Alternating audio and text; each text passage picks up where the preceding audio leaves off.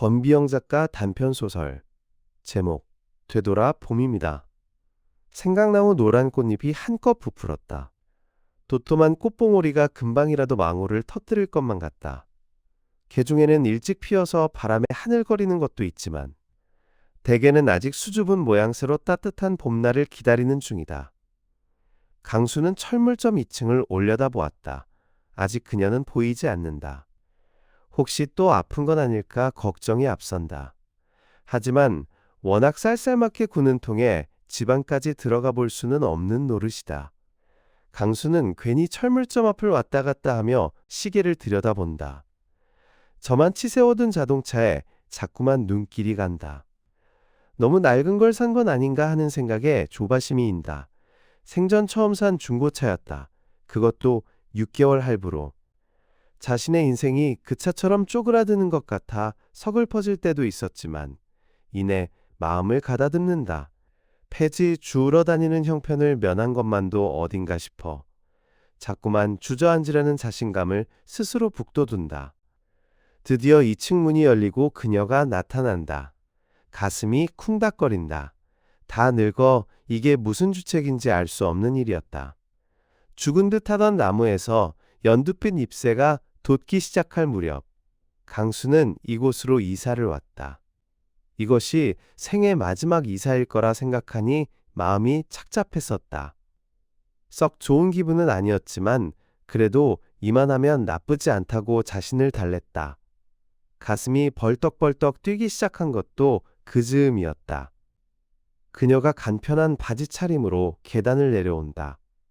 강수는 그녀 앞으로 다가가 소심하게 말을 건넸다. 저기, 좀 나와봐요. 그녀가 강수를 보고는 주위를 살핀다. 누가 보면 어쩌려고 이래요? 그녀는 무척 조심스럽다. 보면 어때요? 우리가 무슨 불륜 커플도 아니고. 강수는 지나가는 사람들을 향해 일부러 목소리를 높였다. 그녀가 몸둘 바를 몰라 하며 고개를 숙였다. 자, 얼른 차 타요. 내가 태워줄게요.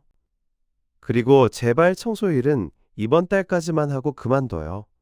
강수는 그녀의 어깨를 감싸 안고 자동차 문 쪽으로 이끌었다. 그녀가 잠시 머뭇거렸으나 이내 어쩔 수 없다는 듯 순하게 따라왔다. 햇살이 퍼진 낮이었지만 어두운 저녁보다 좋았다.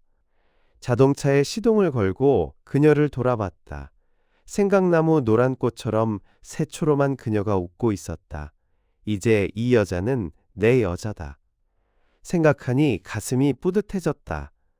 돌이켜보면 강수는 퇴직금을 모두 쏟아붓고 사는 게 너무 무료해서 편의점을 시작했었다. 친구의 꼬드김이 아니더라도 무언가를 해볼 생각이었다. 착실한 아르바이트생을 만난 덕에 강수가 하는 일도 마냥 신났다. 그러나 6개월 이후부터 눈에 띄게 매출이 줄었다. 이유는 알 수 없었다. 알바생 말로는 길 건너편에 생긴 대형 슈퍼 때문이라고 했다. 맞서 볼 엄두가 나지 않았다. 편의점이 생각처럼 잘 되지 않아 처분한 것이 45평 아파트를 팔아 치울 이유가 됐다.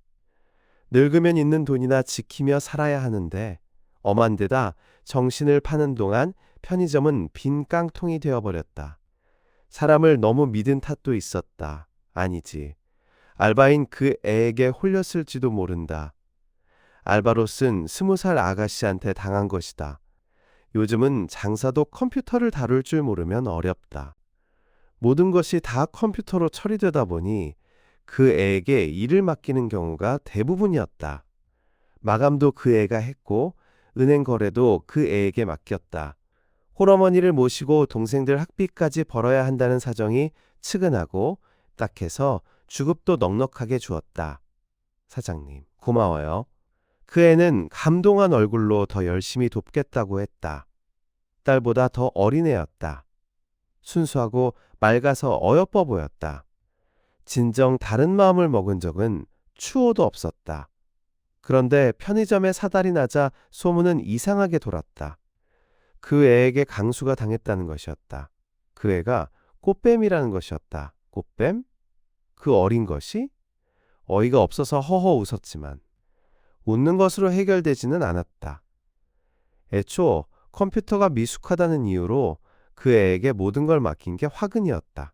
비싼 금으로 바꿔 은행에 넣어둔 몇 천만 원과 한 달 매출을 몽땅 들고 그 애가 튀어버린 날, 강수는 허탈했다. 세상에 떠도는 너저분한 소문에 자신이 빠져있다는 사실이 돈을 잃은 것보다 더 치욕스러웠다. 내가 그 애하고 그렇고 그런 사이였다고 해서 털린 거라고? 정녕 하늘을 두고 맹세코 그런 일은 없었다. 그런데도 아들과 딸까지 이상한 눈으로 강수를 바라봤다. 기가 막혔다. 그렇다고 해서 변명을 하고 나설 일도 아니었다. 그저 똥바가지 뒤집어 쓴 요량으로 속을 꾹꾹 눌렀다. 그리고 집을 팔아 수습했다. 집을 처분해 곶감 빼먹듯 한다는 말이 실감났다. 이왕 정리한 거 아들과 딸에게 조금씩 나누어 주고 22평짜리 연립으로 이사했다. 혼자 살기에는 그리 좁지 않았다. 마누라가 살아있을 때도 그랬을 것이다. 사실 아내가 없는 큰 집은 너무 썰렁했다. 먼저 간 마누라가 죽은 이후에 오는 고독감이 그런 일을 저지르게 했는지도 모르겠다. 평생 교직에 몸담았던 선생이 무슨 장사를 하겠다고 하지도 않은 일을 한 것처럼 된 사실이 부끄러워.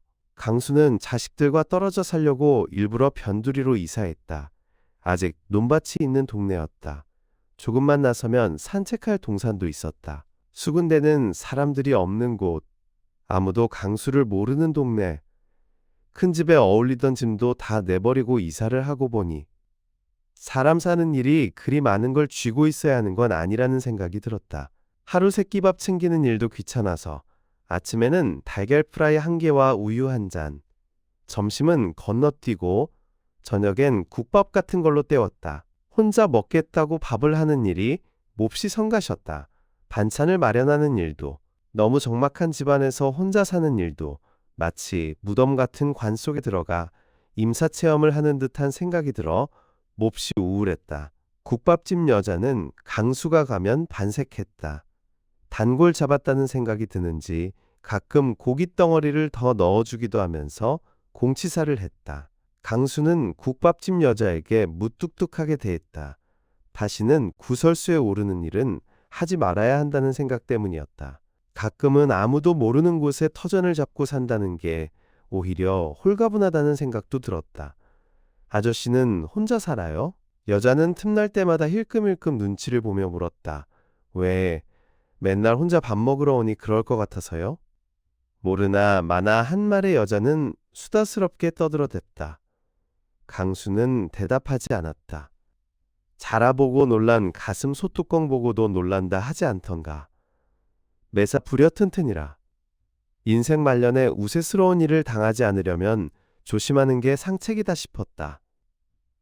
아들놈은 수시로 전화를 해대지만 강수는 이사한 곳을 가르쳐주지 않았다.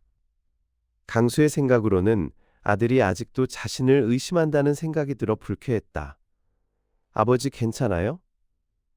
그러실 수도 있죠. 그걸 위로라고 하는지 아님 이해한다는 이야기인지.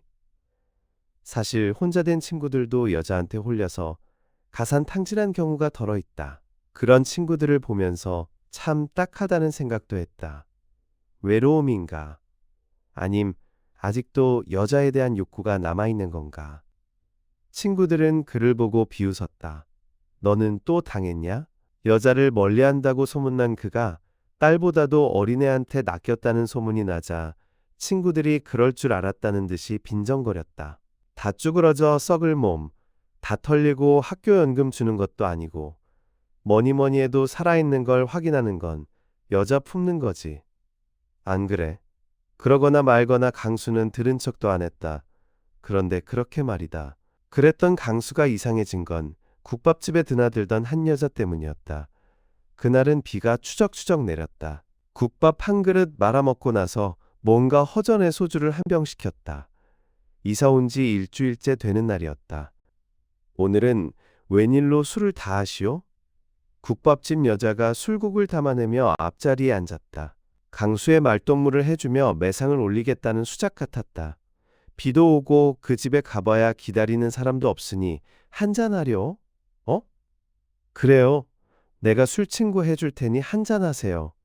여자는 선심 쓰듯 술잔에 술을 따랐다. 한 잔을 마시고 그녀에게 한 잔을 따라주었을 때 헐거운 출입문이 삐거덕대며 열렸다. 우산을 접는 여자의 등이 다 젖어 있었다. 비가 많이 온 모양이네요. 국밥집 여자가 일어나 주방 쪽으로 갔다. 국밥 한 그릇 주세요. 비에 젖은 여자가 몸을 떨며 말했다. 이 앞쪽으로 앉아요. 이 아저씨 옆으로 오세요. 친절한 국밥집 여자는 난로가 놓인 강수의 옆자리를 가리키며 말했다. 강수는 술을 한 잔 더 따라 단숨에 마셨다. 목덜미가 따뜻해졌다. 아줌마는 어제도 오더니 오늘 또 오셨네. 이 동네 살아요.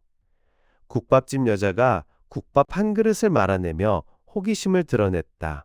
네, 며칠 전에 이사 왔어요.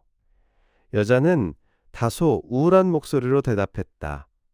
희끗희끗한 머리칼이 비에 젖어 볼품없었다. 화장도 지워진 얼굴이 거뭇거뭇했다. 강수는 여자의 얼굴을 바라보면서 어디서 본 듯한 느낌이 들었다. 여자는 배가 몹시 고팠던 듯 급하게 수저를 들었다. 얼굴을 숙이는 순간 긴 머리칼이 흘러내렸다. 여자는 깡마른 손으로 머리칼을 쓸어 넘겼다. 그 순간 강수의 입이 굳었다. 아. 강수는 외마디 신음을 뱉었다. 어디 사시오? 참 궁금한 게 많은 국밥집 여자다. 철물점 2층이요. 여자는 입안 가득 든 밥알을 씹으며 어눌하게 말했다. 어디일 다니시오? 예. 근데 왜 꼬치꼬치 물으세요? 여자가 경계 어린 눈으로 국밥집 여자를 살폈다. 강수는 다시 한번 그 여자를 바라봤다. 순간 숨이 멎을 것만 같다. 왼쪽 목덜미에 있는 까만 점. 같은 동네 사람이니 물어보는 거지. 이 저녁에 늦게 오시는 걸 보니 혼자 사시는 모양이구려. 국밥집 여자의 말에 여자는 대꾸도 없이 국밥을 먹었다. 강수는 여자의 시선을 피하며 또 술 한 잔을 따라 마셨다.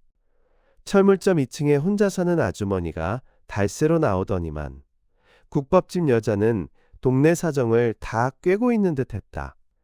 다 낡은 2층 집 단칸방에 달새로 살러 온 사정이야. 뭐 그리 자랑스럽게 내놓을 사정은 아니지 않겠는가. 그걸 굳이 강조하는 국밥집 여자가 얄미웠다. 아줌마, 남의 사정 웬 관심들이 많아요.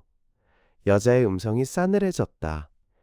그렇다고 그렇게 빡빡하게 구요? 국밥집 여자도 새침해서 목소리가 싸늘해졌다. 여자가 국밥집 여자를 불편한 눈으로 흘겨보다가 숟가락을 놓으며 일어섰다. 계산대 앞에다 1,000원짜리 넉 장을 던지듯 놓고는 휑하니 나가버렸다.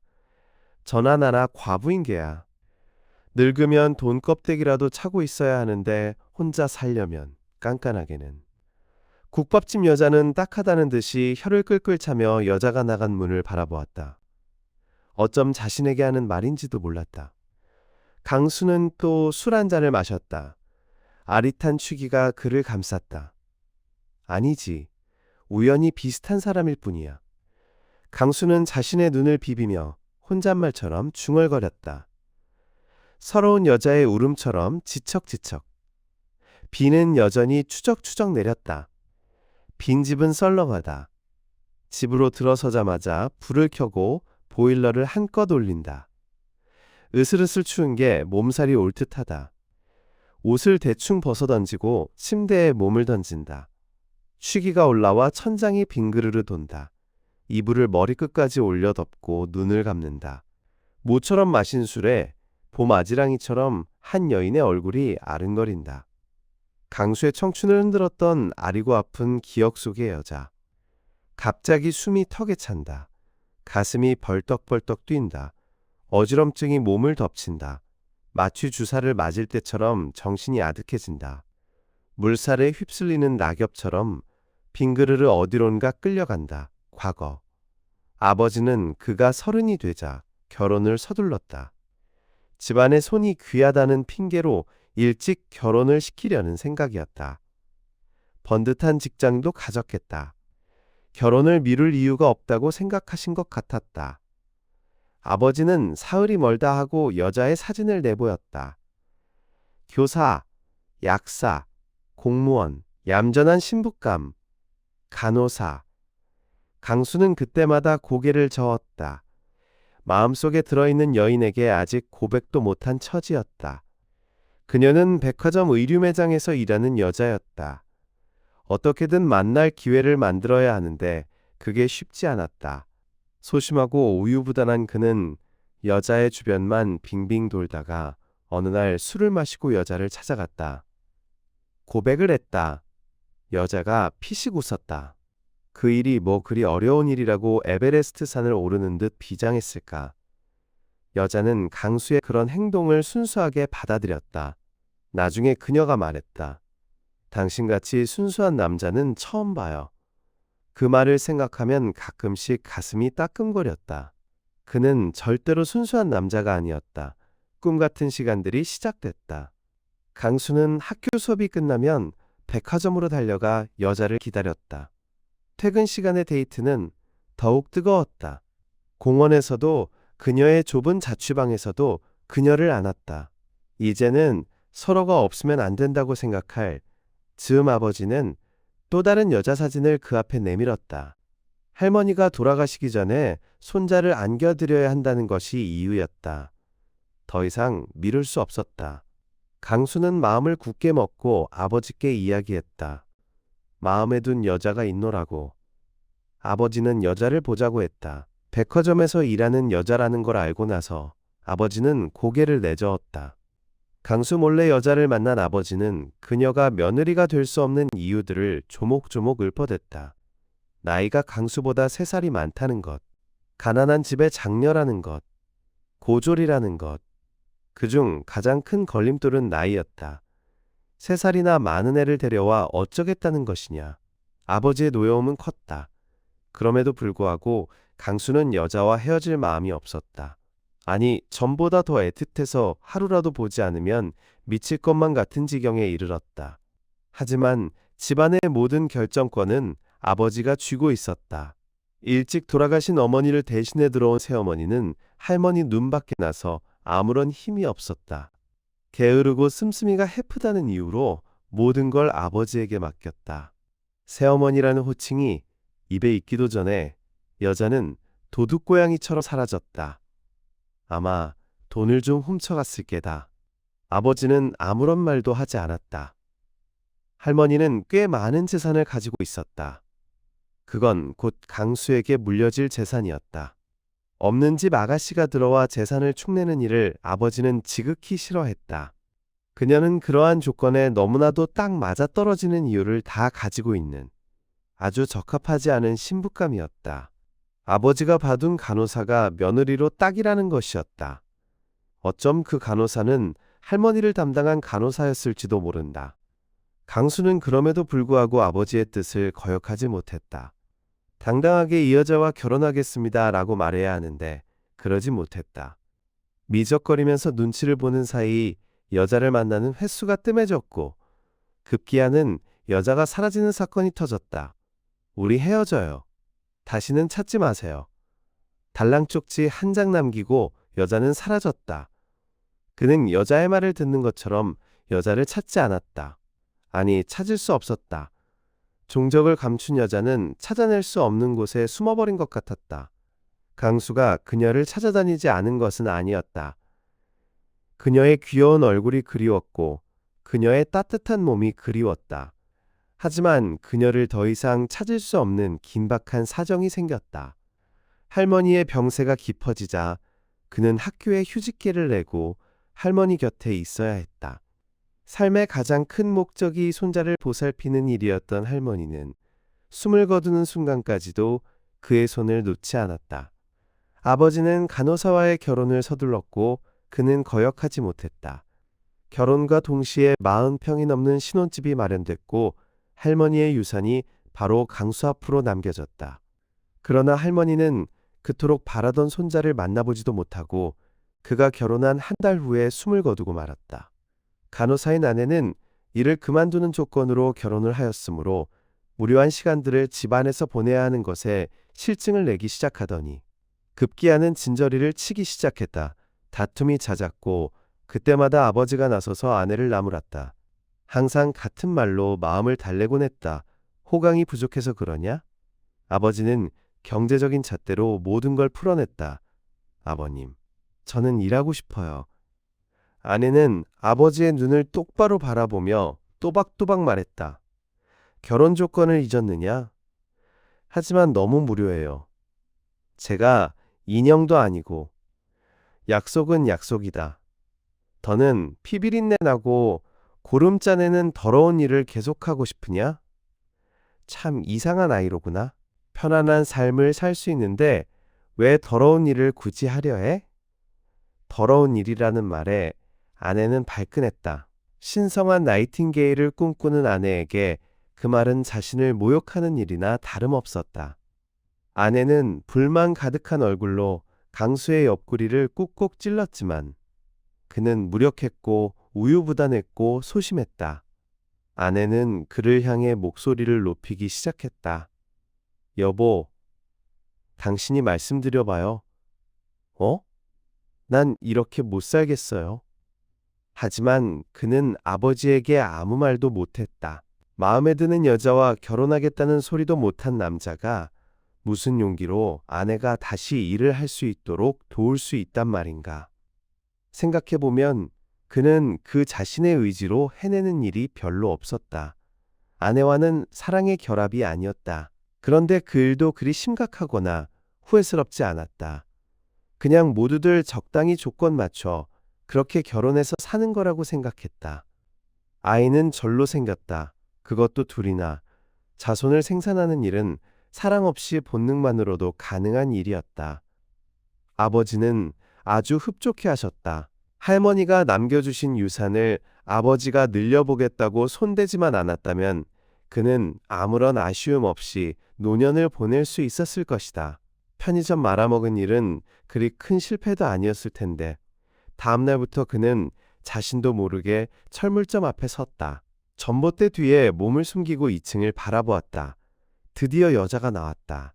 간편한 차림으로 나오는 여자는 시간에 쫓기듯 발걸음이 기우뚱거린다. 걸으면서 머리 모양을 매만지고 거울을 꺼내 살피는 모습이 황망하고 어수선하다.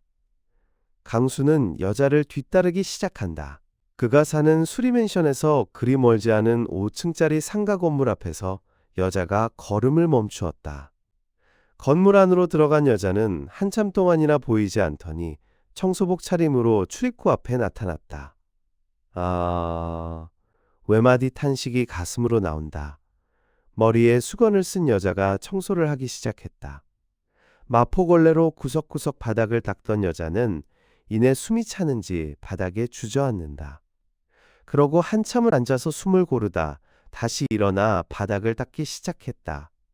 신선한 그녀의 삶이 느껴졌다. 주머니 속에서 휴대폰이 울어댔다. 하지만 받을 생각이 없다. 여자의 행동을 지켜보는 게 더 급하다. 여자의 건강이 좋지 않아 보여 걱정이다. 미안한 마음도 생기고 후회하는 마음도 생겼다. 강수는 여전히 얼마만큼의 거리를 두고 여자를 살핀다. 가슴이 싸했다. 한가로이 지내던 일상에 번개가 친 듯하다. 폭우가 쏟아지는 듯하다. 강수는 용기를 내어 건물 안으로 들어섰다. 한 발자국쯤 앞에 그녀가 있다. 동그란 얼굴에 주름이 많이 졌지만 그녀가 틀림없다. 여자를 잡고 무슨 말이든 해보아야 할 것 같다. 그는 여자에게 다가가 용기를 내어 입을 연다. 여자가 숨을 쉬다가 그를 올려다본다. 통증이 오는지 진땀을 흘리고 있다. 그는 자신도 모르게 여자를 부축한다. 고맙습니다. 여자는 그를 알아보지 못한다. 그는 가슴을 쥐어뜯는 그녀만큼이나 가슴이 아프다. 여주야, 어디가 불편한 거야? 갑작스러운 반말에 여자가 놀라 그를 올려다본다. 누구신지. 그녀가 그를 알아보지 못해도 괜찮다. 아니, 몰라보는 게 오히려 다행스럽다. 나, 강수다. 여자의 눈동자가 커지더니 한참 동안 그를 바라보았다. 그러다 통증을 이기지 못해 쭈그리고 앉으며 신음을 한다. 저 병원에 데려다. 그녀는 말을 끝내지도 못하고 그의 앞으로 쓰러졌다. 그는 여자를 받아 안았다. 부드러운 그녀. 그랬다. 그녀. 그는 여자를 안은 채 날아갈 듯 가벼웠다. 세월은 너를 비켜가지 않았구나. 강수는 그렇게 중얼거리며 여자를 꼭 껴안았다. 병원에서 눈을 뜬 그녀는 그를 보자 어색하게 웃었다. 눈가에 주름이 깊었다. 도대체 어떻게 된 거예요? 나야말로 물어보고 싶었어. 어떻게 된 거야? 사라진 거야? 강수는 비겁하게 물었다. 그럴 수밖에 없었지요. 그럴 수밖에 없었다는 거야? 강수는 그녀의 손을 슬그머니 잡았다. 거칠고 메마른 작은 손이 강수의 손 안에서 꼼지락거리다 빠져나갔다. 아버님이 저를 찾아오셔서 당신을 위해 떠나달라고 애원하셨어요. 이거 완전 심파극이군. 그렇다고 나한테 말도 없이 사라져? 강수는 다소 과장스러운 표정을 지으며 그녀를 바라봤다. 그 또한 비겁한 표정을 지으며 그녀를 바라보았다. 여전히 비겁한 놈이었다. 미안해요. 가난한 집 장녀라는 것도 걸리는 결혼 조건인데 나는 건강도 좋지 않았거든요. 거기다 나이도 많고 심장이 약해서 늘 치료를 받아야 했어요. 그건 당신한테도 말할 수가 없었죠. 사랑했기 때문에 짐이 되고 싶지 않았던 거죠. 나를 그렇게 떠났으면 잘 살든지. 그 또한 비겁한 말이다. 글쎄, 그런가 봐요. 여자는 배시시 웃었다. 눈 가해진 주름이 부채살처럼 환하게 펴졌다. 잊을 수 없었소. 그 말을 하면서 조금 미안했다. 다 잊지 않고 살았던가? 아니다. 그건 아니지만 다시 만나니 새삼스럽게 옛날 감정이 보물처럼 터져나왔다. 못다한 사랑의 아쉬움, 애타던 마음의 빛. 지나간 과거는 잊읍시다. 다시 만나게 된 것도 다 인연일게요. 서로 혼자 몸인 것 같으니 어려움도 없을 것 같고 세월이 거꾸로 흐르는 듯이 감정의 물꼬가 자연스럽게 어우러졌다. 그는 거칠고 여인 여자의 손을 슬그머니 잡았다. 따뜻한 여자의 손이 그의 손을 마주 잡았다. 미진하게 머물러 있던 감정이 얼음 녹듯 스르르 풀렸다. 여자도 누군가에게 기대고 싶었던 듯 아주 순한 얼굴로 그의 얼굴을 바라보았다. 그렇게 여자와 다시 만났다. 그는 우선 그녀가 청소일을 그만두게 하고 싶었다. 하지만 여자는 고개를 저었다. 그 어느 때처럼 짐이 되고 싶지 않다는 게 그녀의 주장이었다. 아직도 가슴에 맺힌 한이 서늘했다. 그는 날마다 철물점 앞으로 갔다. 그가 사는 수리맨션에서 그리 멀지 않았다. 여자는 8시가 넘으면 2층 계단을 내려왔다. 늘 아파 보여서 걱정이 됐고 고집이 세서 그의 말을 듣지는 않았지만 일이 끝난 후에는 전처럼 데이트를 즐겼다. 젊은 애들처럼 영화도 보고 맛있는 것도 먹으러 다니고 햇살이 쏟아지는 창가에 앉아 커피도 즐겼다.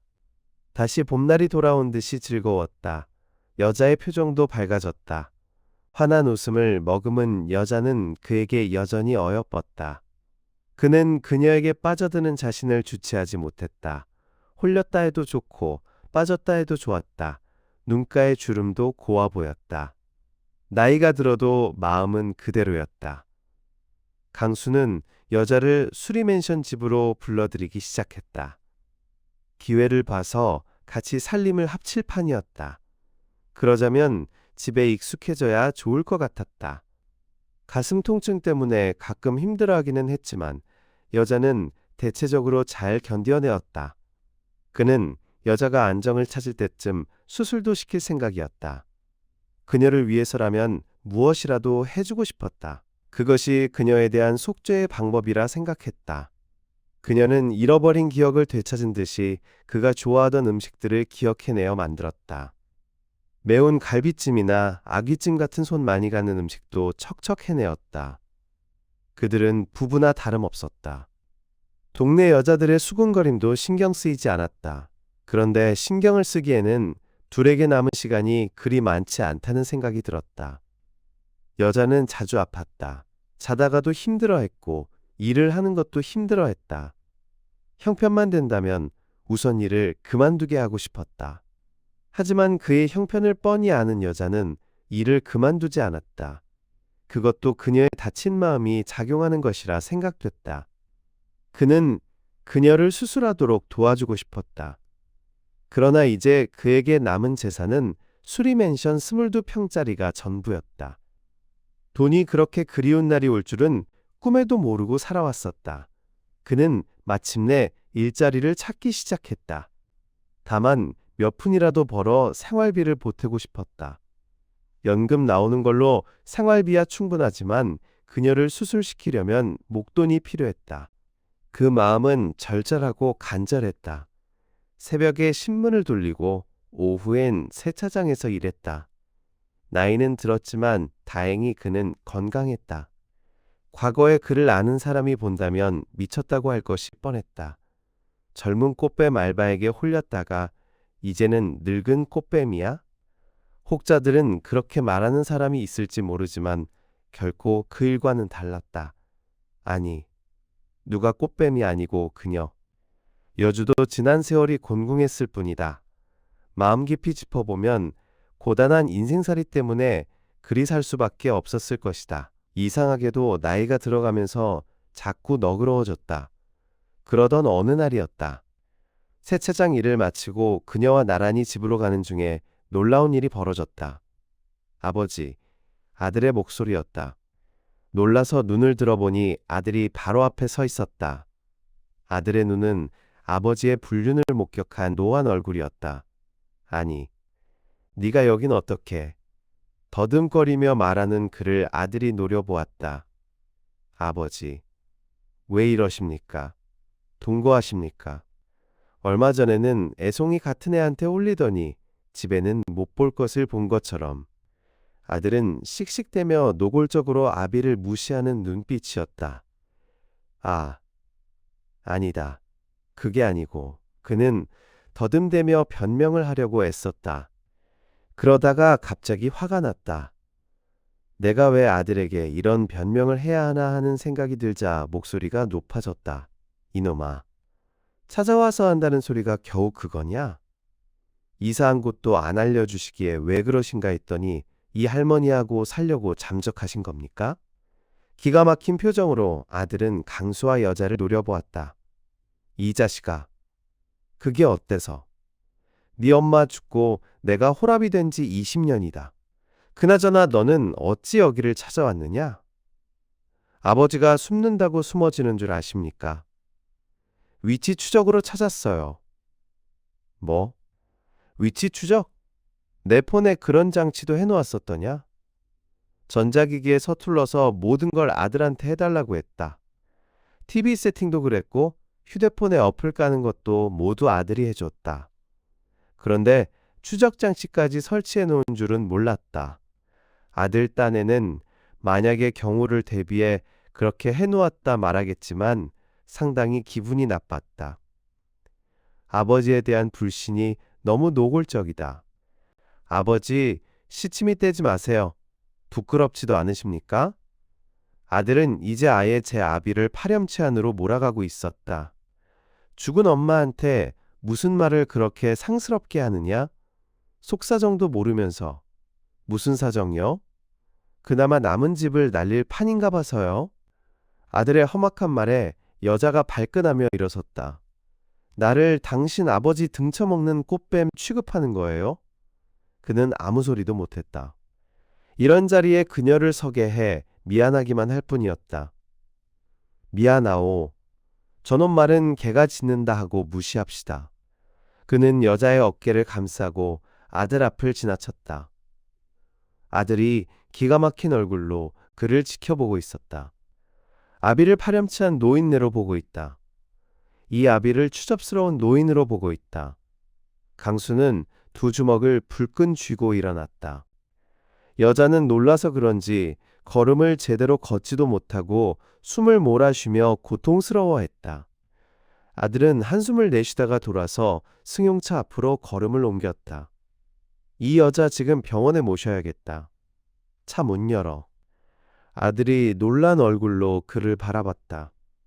얼결에 놀라 시동을 거는 아들이 백미러로 강수를 흘겨보았다. 불만스러운 표정이 역력했으나 모처럼 단호한 아버지의 행동에 아들도 놀랐는가 보다.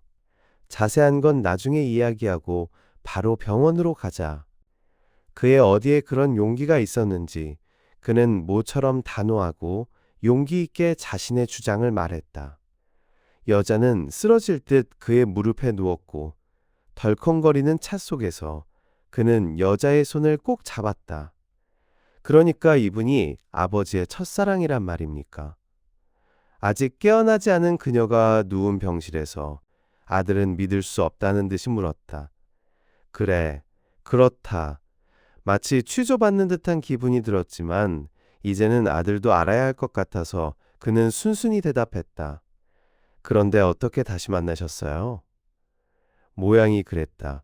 못다한 인연이었으니 다시 만난 게지. 아들은 말이 없었다. 의심스러운 눈길을 거두지는 못했으나 평소 아버지의 소심한 성격을 아는 터라 거짓말을 하고 있다고 생각하는 것 같진 않았다. 한참 만에 아들이 무겁게 입을 열었다. 그래서 어쩔 생각이신데요?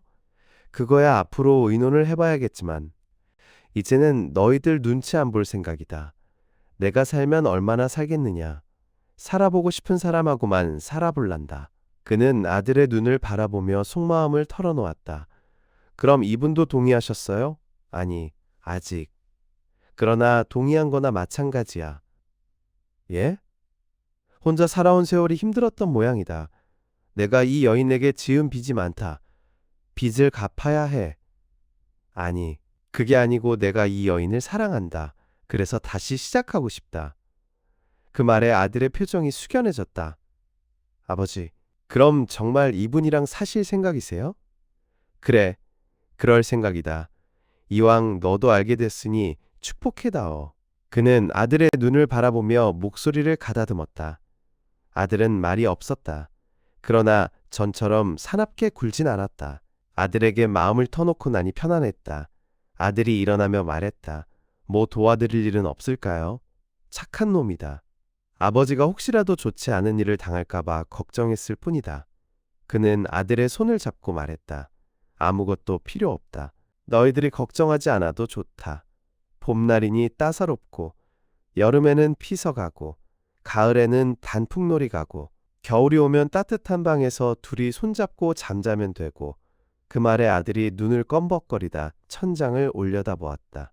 울컥하는 마음이 들어서일 것이다.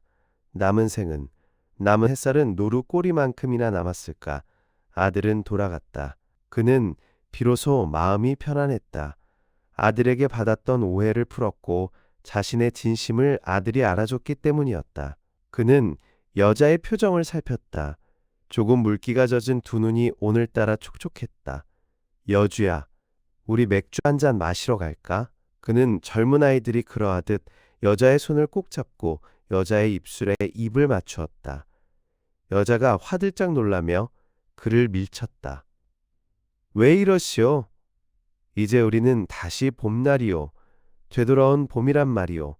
하하하. 그의 웃음소리가 전에 없이 호탕하고 넉넉했다. 병원을 나와 저녁이 올 때까지 그들은 맥주를 시켜놓고 서로의 눈을 바라보았다. 강수는 그녀를 바라보며 아침 신문에서 읽은 정현종 시인의 시 한 줄을 읊조린다. 벌써 3월이고 벌써 9월이다. 슬퍼하지 말 것. 책 한 장이 넘어가고 술 한 잔이 넘어갔다. 목매이지 말고 더 노래하고 노래할까. 강수는 어둠이 내리는 저녁 무렵에 그녀의 야윈 손을 따스하게 감싸주었다. 어둠이 주름진 얼굴을 가려주었다. 작품에 대한 해설입니다. 권비영 작가의 소설 되돌아봄은 제목에서부터 중의적인 의미를 깊게 담아내고 있는 작품입니다.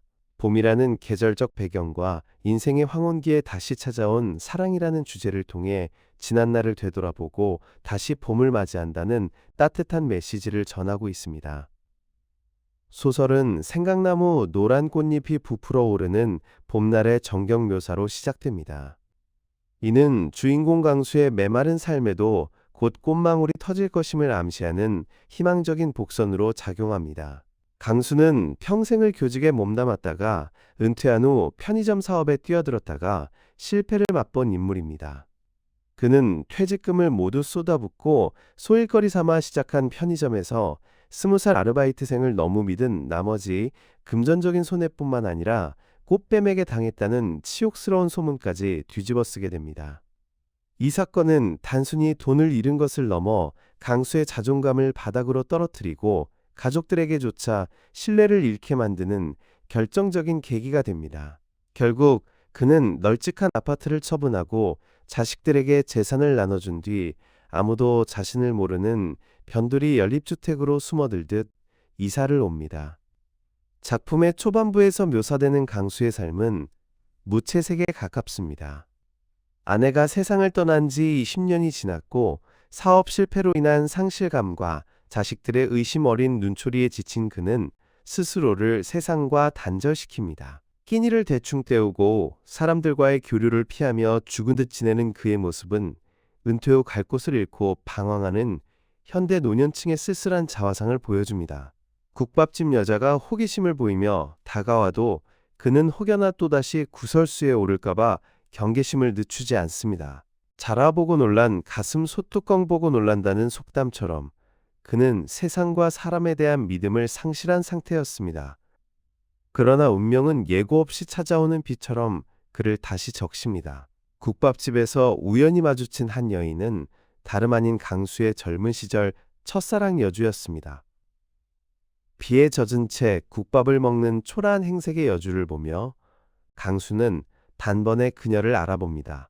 목덜미의 점을 확인하고 숨이 멎을 듯 놀라는 장면은 독자에게도 강렬한 인상을 남깁니다. 이 재회는 강수에게 과거의 기억을 소환하는 장치가 됩니다. 소설은 현재와 과거를 오가며 두 사람의 안타까운 사연을 풀어냅니다. 젊은 시절 강수는 백화점 의류 매장에서 일하던 여주를 사랑했지만 아버지의 극심한 반대에 부딪혔습니다. 여주의 나이가 많고 가난하며 학력이 낮다는 세속적인 이유들이 그들의 사랑을 가로막았습니다. 당시 강수는 아버지의 뜻을 거역하지 못하고 우유부단하게 행동했습니다. 결국 여주는 강수의 장래를 위해 스스로 떠나는 길을 택했고 강수는 아버지의 뜻대로 조건에 맞는 간호사와 결혼하여 평탄하지만 사랑 없는 삶을 살았습니다. 작가는 이 대목에서 강수라는 인물을 비겁하고 소심했던 남자로 묘사함으로써 그가 평생 가슴 한구석에 부채감을 안고 살아왔음을 보여줍니다. 여주와의 재회는 강수에게 있어 단순한 옛 연인과의 만남이 아니라 자신의 비겁했던 과거를 청산하고 못다 한 책임을 다할 수 있는 마지막 기회로 다가옵니다. 재회 이후 강수의 변화는 놀랍습니다. 그는 여주가 청소 일을 하는 건물까지 찾아가 그녀를 지켜보고 쓰러진 그녀를 병원으로 옮기며 적극적으로 행동하기 시작합니다. 여주 역시 고된 삶에 지쳐 있었기에 강수의 손길을 거부하지 않습니다. 두 사람은 서로의 텅 빈 마음을 채워주며 급속도로 가까워집니다. 함께 영화를 보고 맛있는 것을 먹으며 보내는 시간은 그들에게 다시 찾아온 봄날과도 같았습니다. 특히 인상적인 부분은 강수가 여주의 수술비를 마련하기 위해 새벽 신문 배달과 세차장 일을 시작하는 장면입니다. 과거 아버지의 그늘 아래서 수동적으로 살았던 그가 사랑하는 여자를 위해 스스로 험한 일을 자처하는 모습은 진정한 어른으로 성장해가는 과정을 보여줍니다. 이는 나이와 상관없이 사랑은 사람을 변화시키고 용기 있게 만든다는 사실을 증명합니다. 남들의 시선이나 체면보다 사랑하는 사람을 지키려는 그의 의지는 그 어느 때보다 빛납니다. 갈등은 아들의 등장으로 최고조에 달합니다. 위치 추적까지 하며 아버지를 감시하던 아들은 강수가 또다시 여자에게 홀려 재산을 탕진한다고 오해합니다. 아들의 눈에 비친 아버지는 살이 분별 못하고 늙은 꽃뱀에게 당하는 파렴치한 노인일 뿐입니다. 이 장면은 노년의 사랑을 바라보는 사회의 편협한 시선과 자식 세대의 이기심을 날카롭게 꼬집고 있습니다. 그러나 강수는 이번만큼은 물러서지 않습니다. 아들에게 여주가 자신의 첫사랑임을 당당히 밝히고 남은 인생을 그녀와 함께하겠다는 의지를 표명합니다. 과거 아버지 앞에서 한마디도 못하고 사랑을 포기했던 나약한 청년 강수는 이제 없습니다. 그는 아들에게 축복을 빌어달라고 말하며 자신의 삶을 주체적으로 선택합니다. 결국 아들도 아버지의 진심을 느끼고 돌아섭니다. 소설의 결말부에서 강수와 여주가 맥주잔을 기울이며 정현종 시인의 시를 읊조리는 장면은 긴 여운을 남깁니다. 지나간 슬픔에 목매지 않고 남은 날들을 노래하겠다는 다짐은 인생의 회한을 넘어선 초월적인 평온함을 선사합니다. 작가는 이 작품을 통해 되돌아본다는 행위가 단순히 과거를 회상하는 것에 그치지 않고 현재를 추스르고 미래로 나아가는 동력이 됨을 역설합니다. 강수에게 여주는 아픈 손가락이자 갚아야 할 빚이었지만 결국 그녀를 통해 자신의 삶을 구원받았습니다. 여주 또한 고단한 삶의 끝자락에서 강수라는 안식처를 만나 위로받았습니다. 두 사람의 사랑은 젊은 날의 불타는 열정과는 다른 결을 지닙니다. 서로의 주름진 얼굴과 병든 몸을 보듬어주며 생의 마지막 순간까지 함께하려는 그들의 모습은 동반자적 사랑의 진수를 보여줍니다. 제목 되돌아봄은 과거를 되돌아본다는 의미와 봄이 다시 돌아왔다는 이중적인 의미를 완벽하게 포괄하며 작품의 주제의식을 함축하고 있습니다. 늙음과 죽음이라는 무거운 소재를 다루면서도 이를 절망이 아닌 새로운 희망과 화해의 과정으로 풀어낸 작가의 따뜻한 시선이 돋보이는 수작입니다.